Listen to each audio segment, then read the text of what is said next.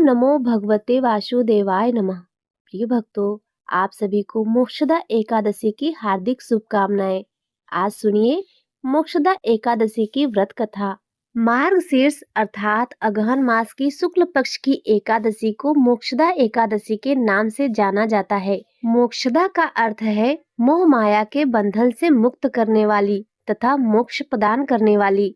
मान्यताओं के अनुसार मोक्षदा एकादशी के दिन ही महाभारत के युद्ध में भगवान श्री कृष्ण ने अर्जुन को गीता का उपदेश दिया था। इसीलिए मोक्षदा एकादशी के दिन गीता जयंती मनाई जाती है तथा इस दिन गीता का सार पढ़ने अथवा सुनने का विशेष महत्व है। एकादशी तिथि श्री हरि विष्णु भगवान जी को अत्यंत प्रिय है। मोक्षदा एकादशी का व्रत करने से समस्त पापों का नाश हो जाता है तथा सभी मनोकामनाओं की पूर्ति होती है और अंत में मोह माया के बंधनों से मुक्त होकर मोक्ष की प्राप्ति होती है। यदि आप किसी कारणवश मोक्षदा एकादशी का व्रत न कर पाएं, तो मोक्षदा एकादशी की कथा सुनने मात्र से ही श्री हरि विष्णु जी की कृपा को प्राप्त कर सकते हैं। आइए शुरू करते हैं मोक्षदा एकादशी की व्रत कथा। तो प्रेम से बोलिए बाके बिहारी लाल की जय। द्वापर युग में एक बार भगवान श्री कृष्ण पांडु पुत्र युधिष्ठिर को वर्ष भर में आने वाली सभी एकादशियों के नाम तथा उनकी विशेषताओं का वर्णन कर रहे थे। इसी बीच युधिष्ठिर ने श्री कृष्ण से कहा, हे भगवान, आप तीनों लोकों के स्वामी हैं, सभी को सुख प्रदान करने वाले जगदीश्वर हैं। मैं आपको नमस्कार करता हूँ। हे देव, आप सभी के हितैषी हैं, अतः कृपा करके मुझे बताएं कि मार्गशीर्ष अर्थात अगहन मास की शुक्ल पक्ष की एकादशी का क्या नाम है। इस दिन किस देवता का पूजन किया जाता है और इसकी क्या विधि है। भक्तवत्सल भगवान श्री कृष्ण मुस्कुराकर कहने लगे, हे धर्मराज, आपने तो बड़ा ही उत्तम प्रश्न किया है। इस प्रश्न का उत्तर सुनने मात्र से ही तुम्हारा यश पूरे संसार में फैलेगा। मार्गशीर्ष शुक्ल पक्ष की एकादशी अनेकों पापों को नष्ट करने वाली है। इस एकादशी तिथि का नाम मोक्षदा एकादशी है। इस दिन दामोदर भगवान की धूप दीप नैवेद्य आदि से भक्ति पूर्वक पूजा करनी चाहिए। पुराणों के अनुसार गोकुल नाम के नगर में बैखानस नामक राजा राज्य करता था। उसके राज्य में चारों वेदों के ज्ञाता अति विद्वान ब्राह्मण रहते थे। वह राजा बड़ा ही धर्मनिष्ठ था तथा सदाचारी था। वह अपनी प्रजा का पुत्र की तरह पालन करता था। एक बार रात्रि में राजा ने एक स्वप्न देखा कि उसके पिता नरक में हैं। उसे बड़ा ही आश्चर्य हुआ।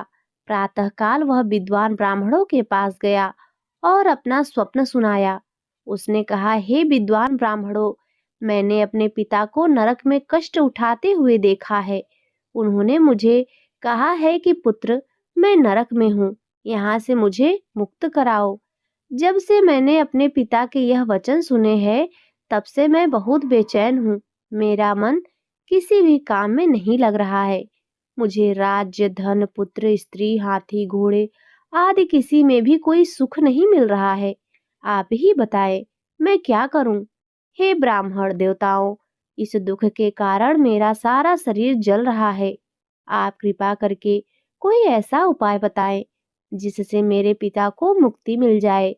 उस पुत्र का जीवन व्यर्थ है जो अपने पिता का उद्धार न कर सके।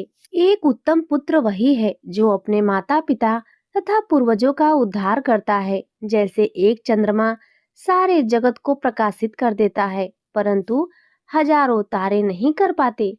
तब ब्राह्मणों ने कहा, हे राजन, यहाँ पास में ही भूत भविष्य तथा वर्तमान के ज्ञाता पर्वत ऋषि का आश्रम है। वह आपकी समस्या का हल अवश्य करेंगे। ऐसा सुनकर राजा बैखानस पर्वत मुनि के आश्रम पर गए। उस आश्रम में अनेक शांत चित्त योगी और मुनि तपस्या कर रहे थे। उसी जगह पर्वत मुनि भी बैठे थे। राजा ने पर्वत मुनि को साष्टांग दंडवत प्रणाम किया और पर्वत मुनि ने राजा से कुशल मंगल पूछा। राजा ने कहा कि महाराज, आपकी कृपा से मेरे राज्य में सब कुशल मंगल है, लेकिन अचानक ही मेरे मन में बेचैनी हो रही है। राजा की बात सुनकर पर्वत मुनि ने आंखें बंद कर ली और भूतकाल में विचारने लगे। फिर बोले, हे राजन, मैंने योग बल से तुम्हारे पिता के कुकर्मों को जान लिया है। उन्होंने पूर्व जन्म में अपनी एक पत्नी को पत्नी का सुख दिया, परंतु दूसरी पत्नी को पत्नी का सुख नहीं दिया। इसी पाप कर्म के कारण तुम्हारे पिता को नरक में जाना पड़ा। तब राजा ने कहा, हे पर्वत मुनि, मुझे कोई उपाय बताएं जिससे मेरे पिता को नरक से मुक्ति मिल जाए। तब पर्वत मुनि बोले, हे राजन, आप मार्गशीर्ष या अगहन मास की शुक्ल पक्ष की एकादशी का उपवास करें और उस व्रत का पुण्य अपने पिता को अर्पण कर दें, जिसके प्रभाव से आपके पिता को अवश्य ही नरक से मुक्ति मिल जाएगी। पर्वत मुनि के यह वचन सुनकर राजा महल में आ गए और मुनि के कहे अनुसार परिवार सहित मोक्षदा एकादशी का व्रत किया। इस व्रत का पुण्य उन्होंने अपने पिता को अर्पण कर दिया, जिसके प्रभाव से राजा के पिता को मुक्ति मिल गई और स्वर्ग में जाते हुए उन्होंने राजा से कहा, हे पुत्र, तेरा कल्याण हो। इतना कहकर आशीर्वाद देते हुए राजा के पिता स्वर्ग में चले गए। इस प्रकार मोक्षदा एकादशी का व्रत करके राजा बैखानस ने अपने पिता को सभी पाप कर्मों से मुक्त करवा दिया। यह व्रत मोक्ष प्रदान करने वाला तथा चिंतामणि के समान सभी कामनाओं को पूर्ण करने वाला है। इस प्रकार मोक्षदा एकादशी की कथा संपूर्ण हुई। तो प्रेम से बोलिए, लक्ष्मी नारायण भगवान की जय, राधे कृष्ण भगवान की जय। तो एकादशी के दिन भगवान विष्णु के साथ साथ 11 माता की भी पूजा करनी चाहिए और उनकी कथा को भी श्रवण करना चाहिए, क्योंकि इस तिथि को हम सभी 11 एकादशी के नाम से भी जानते हैं। यह तिथि स्वयं 11 माता के नाम से प्रसिद्ध हुई। जो भी भक्त सच्चे मन से एकादशी का व्रत रखकर भगवान विष्णु और एकादशी माता की पूजा करते हैं, उनके सारे पाप नष्ट हो जाते हैं। अंत में उन्हें मोक्ष की प्राप्ति होती है। और जो लोग किसी कारणवश व्रत न भी रख पाए तो उन्हें भी इस कथा को सच्चे मन से अवश्य ही सुनना चाहिए। पौराणिक कथा के अनुसार सतयुग के समय मूर नामक एक अत्यंत बलवान और भयानक दैत्य उत्पन्न हुआ। वह इतना प्रचंड था कि उसने अपनी शक्ति के बल पर देवराज इंद्र, आदित्य, वसु, वायु, अग्नि समेत सभी देवताओं को पराजित कर दिया और स्वर्ग से भगा दिया। जब चारों ओर मूर का आतंक फैल गया, तब देवराज इंद्र सहित सभी देवतागण अत्यंत दुखी और भयभीत होकर कैलाश पर्वत पर भगवान शिव की शरण में पहुंचे। देवतागण हाथ जोड़कर बोले, हे कैलाशपति, हे महादेव, मूर दैत्य के भय से हम सभी देवतागण मृत्यु लोक में छिपकर रह रहे हैं। हम पर बहुत भारी संकट आन पड़ा है। वह दैत्य अजय हो गया है। कृपया आप हमारी रक्षा कीजिए। देवताओं की यह व्यथा सुनकर भगवान शिव करुणा से भर उठे। उन्होंने कहा, हे देवताओं, आप दुखी न हो। तीनों लोकों के स्वामी, भक्तों के दुखों का नाश करने वाले भगवान श्री हरि विष्णु की शरण में जाओ, वही आपके दुखों को दूर कर सकते हैं।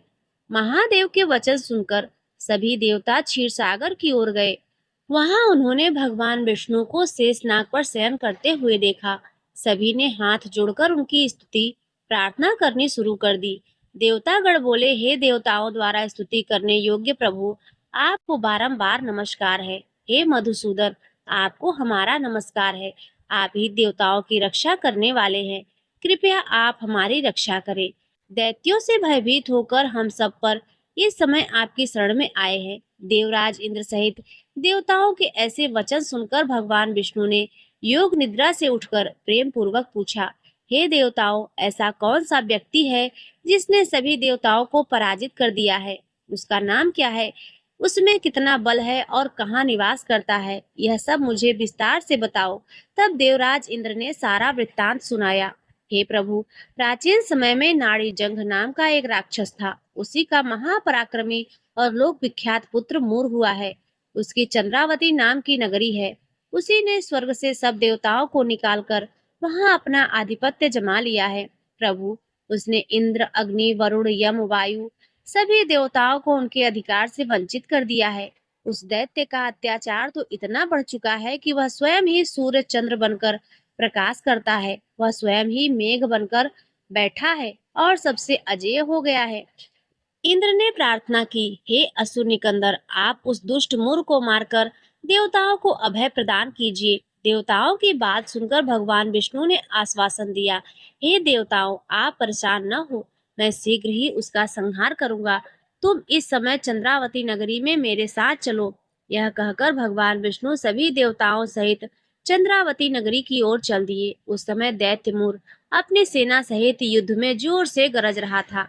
जब स्वयं भगवान विष्णु रणभूमि में आए तो दैत्यमुर भी अस्त्र शस्त्र लेकर उन पर दौड़ा। भगवान ने अपने तेज बाणों से बहुत सारे दैत्यों का संहार किया, लेकिन मुर अकेला ही शेष रहा और छल भाव से भगवान के साथ निर्भय होकर युद्ध करता रहा। मुर को मारने के लिए भगवान जो भी अस्त्र चलाते वे सब उसके लिए पुष्प बाण बन जाते। दोनों के बीच यह भयंकर द्वंद्व युद्ध 10,000 वर्षों तक चलता रहा। इतने लंबे समय तक लगातार युद्ध करने से जब भगवान विष्णु थक गए तब वे बद्रिका आश्रम की ओर चले गए। वहां उन्होंने सिंहावती नाम की एक गुफा में प्रवेश किया और विश्राम करने के लिए योग निद्रा में सो गए। वहां गुफा अत्यंत लंबी थी और उसका केवल एक ही द्वार था। भगवान को योग निद्रा की गोद में सोया देखकर दैत्य मुर भी उनके पीछे पीछे गुफा में आ गया। मोर ने सोचा, यह अच्छा मौका है, भगवान सो रहे हैं, क्यों न मैं उन्हें यहीं मार डालूं। मोर जैसे ही भगवान को मारने के लिए तैयार हुआ तभी एक चमत्कार हुआ। भगवान विष्णु के शरीर से अत्यंत उज्जवल कांति वाली दिव्य और तेजस्विनी देवी प्रकट हुई। देवी ने जब अपने सामने मोर नामक दैत्य को युद्ध करने के लिए तत्पर देखा तो उन्होंने उसे युद्ध के लिए ललकारा। देवी और दैत्य मोर के बीच भयंकर युद्ध हुआ और देवी ने तत्काल मोर दैत्य को मौत के घाट उतार दिया। उधर भगवान विष्णु योग निद्रा की गोद से जागे तो उन्होंने मोर को मरा हुआ देखा। वे सारी बातें जान गए कि यह सब उनकी शक्ति का प्रभाव है। तब भगवान विष्णु ने उस परम शक्ति स्वरूपा देवी से कहा, हे देवी, आपने मेरे शरीर से एकादशी के दिन जन्म लिया है, अतः आप 11 माता के नाम से पूजित होंगी। आपके भक्त भी वही होंगे जो मेरे भक्त हैं। भगवान ने वरदान देते हुए कहा, 11 के दिन अर्थात एकादशी के दिन जो भी भक्त सच्चे मन से मेरी पूजा करने के साथ साथ आपकी भी पूजा करेगा, उसके घर में कभी भी धन की कमी नहीं होगी, उसके जीवन में अकल्याण नहीं होगा और हर आने वाले संकट से उसके परिवारजनों की रक्षा होगी। ऐसा कहकर भगवान विष्णु अंतर ध्यान हो गए। तो प्रेम से बोलिए, भगवान विष्णु की जय, 11 माता की जय, एकादशी माता की जय। प्रिय भक्तों, अब आइए एकादशी की एक और कथा सुनते हैं। इस कथा को सुने बिना एकादशी का व्रत पूर्ण नहीं माना जाता। एक बार एक बूढ़ी माँ ने एकादशी का व्रत रखा, बड़ा ही भाव भक्ति से पूजा अर्चना की। उन्हें वृद्धावस्था में क्या बाधा थी, वह तो अपने पुत्र पौत्रों की सुख सुविधा के लिए व्रत किया करती थी। वे दिन भर तो जरा कठोर मन से करके प्यास को रोके रही और दिन में ब्राह्मणों को मिट्टी के पात्र में भरकर पानी और ऋतु फल दान किए। दोने भर भर के चीनी और दही वितरण किया। उन्हें गर्मी के कारण बहुत बेचैनी हो रही थी, इसी कारण वे बहुत देर तक पानी में पड़ी रहीं, मुंह धोती रहीं। तब कहीं थोड़ा बहुत धैर्य बंध पाया। धूप तो तेज पड़ ही रही थी, इस कारण बार बार मुंह सूख रहा था। बहुत बेचैनी हो रही थी, एक तो बुढ़ापा और दूसरा यह भयंकर गर्मी। वृद्धावस्था की स्थिति तो कुछ दूसरे ही प्रकार की होती है। जैसे तैसे रो धो करके दिन कट पाया। अब पहाड़ सी रात सामने थी, उनका कटना बड़ा कठिन दिखाई दे रहा था। खटिया पर पड़े पड़े शांति नहीं मिल रही थी। वे बार बार करवट बदल रही थी। अनेक बार वे बाहर जाती और भीतर आती, उन्हें घर के अंदर शांति नहीं थी। वे खटिया पर पड़ी पड़ी एकादशी माता का स्मरण करती रही। वे कहती रही कि हे माता जी, आप मेरी लाज रखिएगा, आप ही मुझे शांति दे दीजिएगा जिससे मैं यह व्रत कर सकूं और यह पहाड़ सी रात शांति पूर्वक व्यतीत हो सके। प्यास के कारण बूढ़ी माँ की बेचैनी तो बढ़ ही रही थी। उन्होंने धैर्य रखने का बहुत प्रयास किया, किंतु सहनशीलता की सीमा टूट गई और वे घबराकर एकदम से चिल्ला उठी। बोली कि बचाओ बचाओ। अम्मा का चिल्लाना सुनकर परिवार भर के नर नारी, बच्चे और पड़ोसी एकत्रित होकर बूढ़ी अम्मा के खटिया के समीप पहुंच गए। सबने पूछा, अम्मा, आपको क्या हुआ? आप क्यों चिल्ला रही हैं?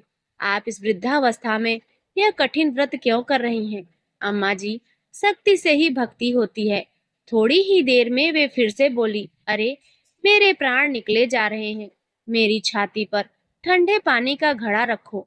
अब नातियों ने दादी की छाती पर ठंडे पानी का पात्र रख दिया। तब उन्हें कहीं थोड़ा बहुत आराम मिला और थोड़ी देर के लिए उन्होंने अपनी आंखें बंद कर ली।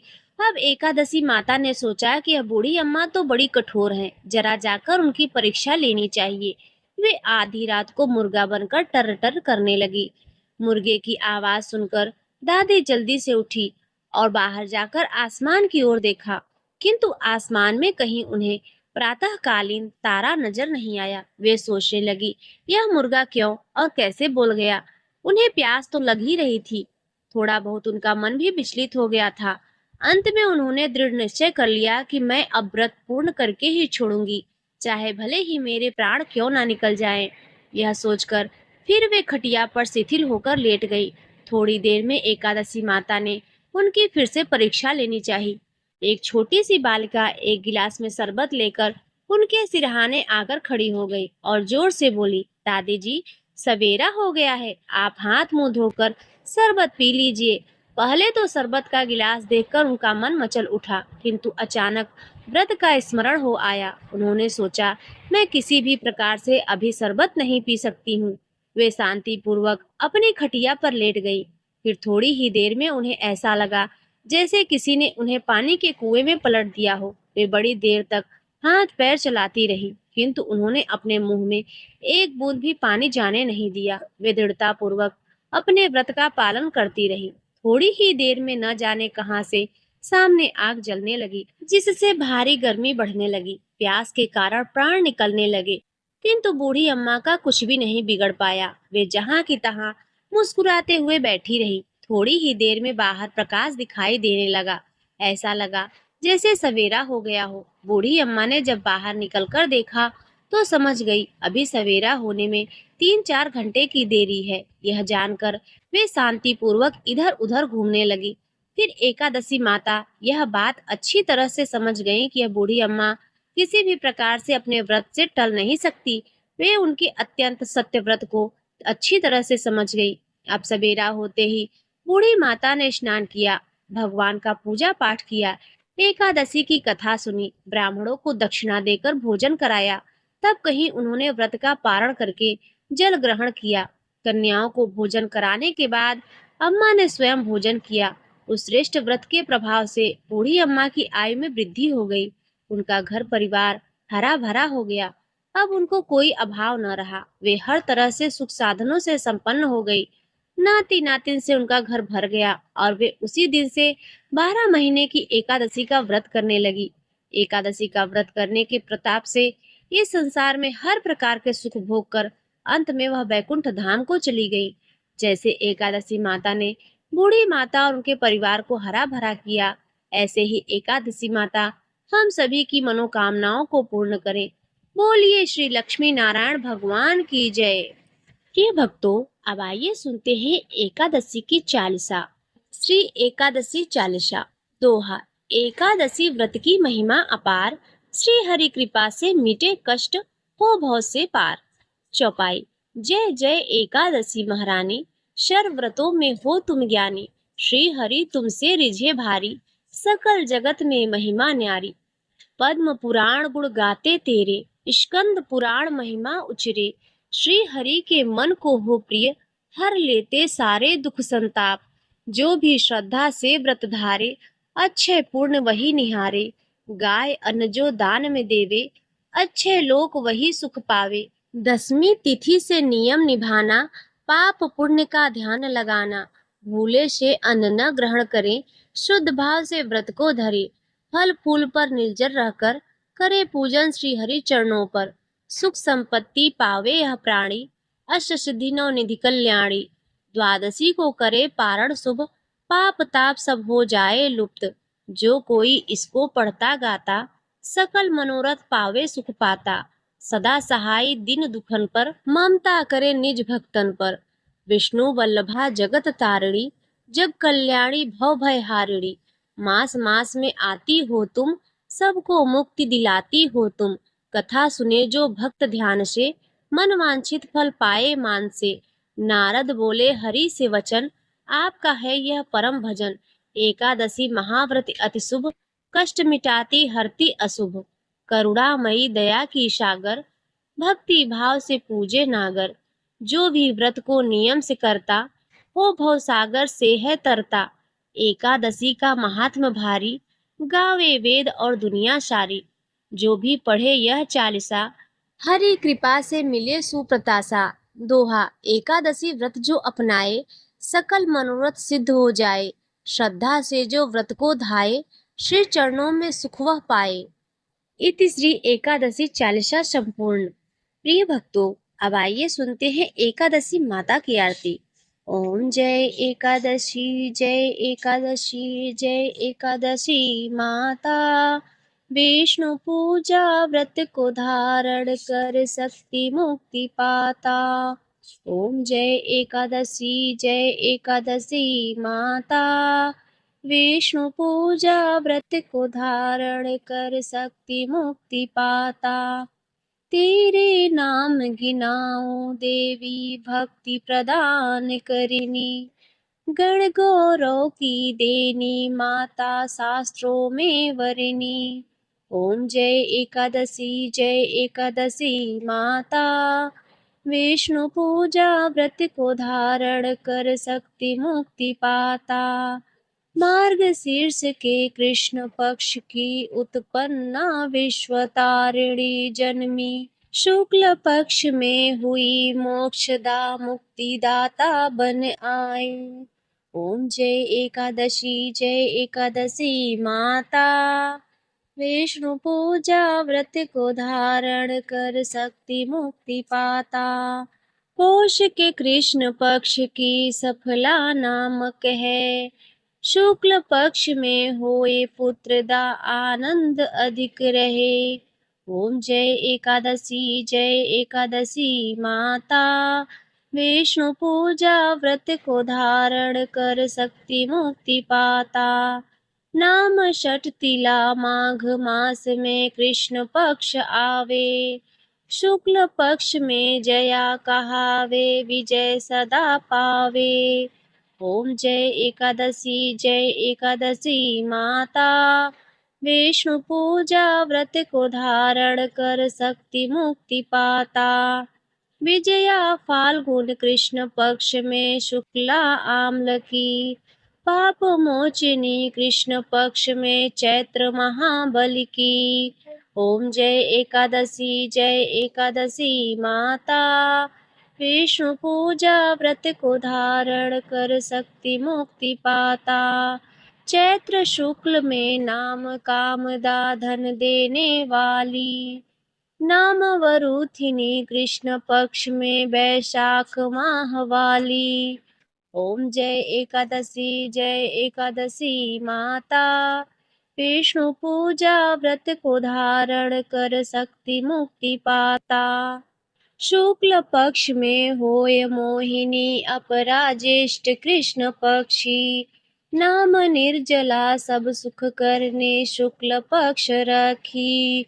ओम जय एकादशी, जय एकादशी माता। विष्णु पूजा व्रत को धारण कर शक्ति मुक्ति पाता। योगिनी नाम आषाढ़ में जानो, कृष्ण पक्ष करनी। देवशयनी नाम कहा, यो शुक्ल पक्ष धरनी। ओम जय एकादशी, जय एकादशी माता। विष्णु पूजा व्रत को धारण कर शक्ति मुक्ति पाता। कामिका श्रावण मास में आवे, कृष्ण पक्ष कहिए। श्रावण शुक्ला होय पवित्रा, आनंद से रहिए। ओम जय एकादशी, जय एकादशी माता। विष्णु पूजा व्रत को धारण कर शक्ति मुक्ति पाता। अजा भाद्रपद कृष्ण पक्ष की परवर्तिनी शुक्ला। इंद्र आश्विन कृष्ण पक्ष में व्रत से भव सागर निकला। ओम जय एकादशी, जय एकादशी माता। विष्णु पूजा व्रत को धारण कर शक्ति मुक्ति पाता। पापा कुंसा है शुक्ल पक्ष में आप हननहारी। रमा मास कार्तिक में आवे, सुखदायक भारी। ओम जय एकादशी, जय एकादशी माता। विष्णु पूजा व्रत को धारण कर शक्ति मुक्ति पाता। देवोत्थाने शुक्ल पक्ष की दुख नाशक मैया, पावन मास में करो विनती पार करो नैया। ओम जय एकादशी माता, विष्णु पूजा व्रत को धारण कर शक्ति मुक्ति पाता।